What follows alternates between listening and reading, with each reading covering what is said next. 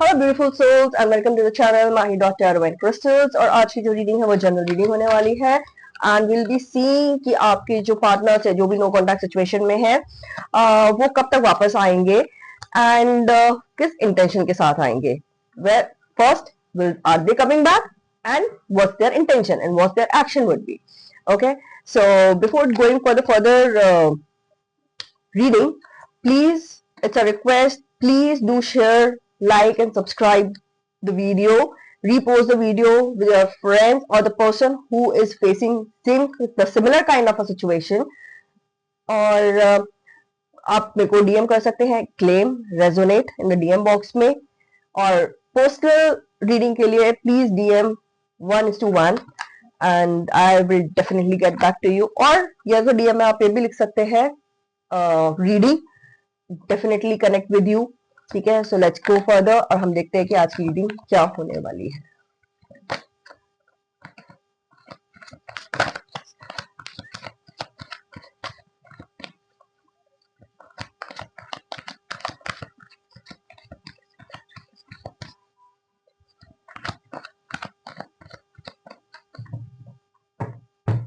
Let's check.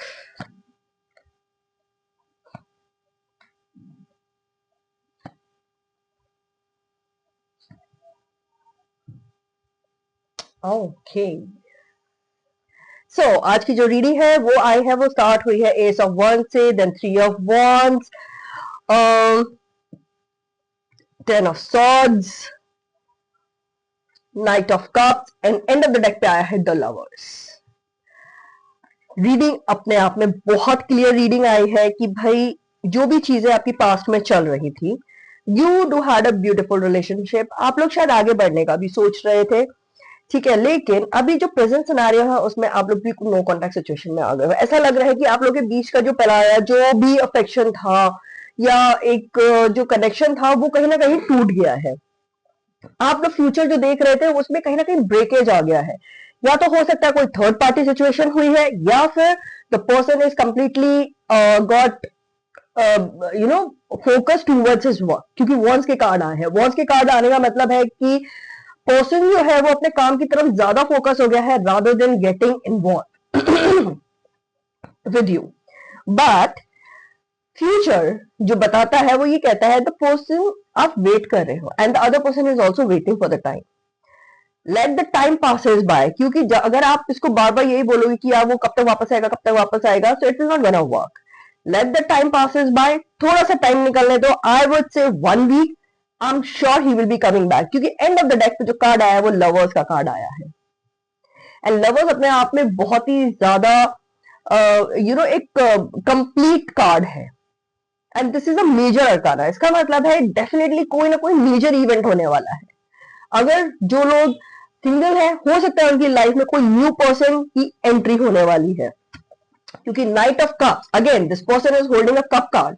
Cup always shows the emotions which are felt where the other person wants to share that with you.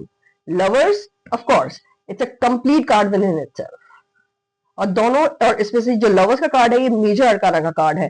तो कोई ना कोई major event होने वाला है। इधर योर द पर्सन, जो भी लोग नो कॉन्टैक्ट सिचुएशन में थे, काफी टाइम से वेट कर रहे थे, definitely the person is going to come back into your life. And the people who are single and looking to get involve with somebody, और पॉसिबिलिटी है कि अगर आप शादी के लिए बात करना चाह रहे हैं तो आप आगे डेफिनेटली बढ़ सकते हैं।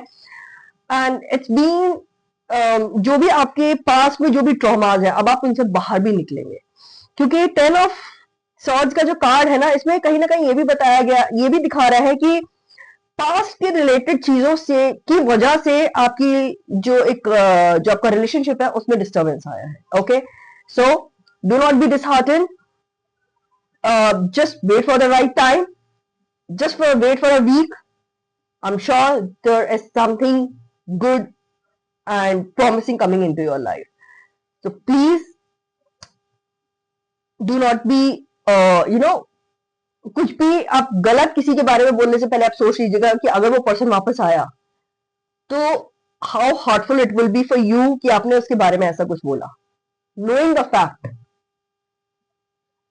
And I would say, देखो अब जब रिलेशनशिप में नहीं होते या नो कॉन्टेक्ट सिचुएशन में होते हो तो आपके दिमाग में बहुत सारी चीजें आ रही होती है, जैसे पास्ट में ऐसा किया, पास्ट में ऐसा किया। अब क्या करना है आपको, पास्ट की बातें आगे लेके नहीं आनी है। पास्ट में जो था let it be past. Future आपको देखना है प्रेजेंट और आपको देखना है फ्यूचर। तो आपके प्रेजेंट के बेसिस पे आपका फ्यूचर बनेगा। Be very thoughtful what you are saying. Thank you.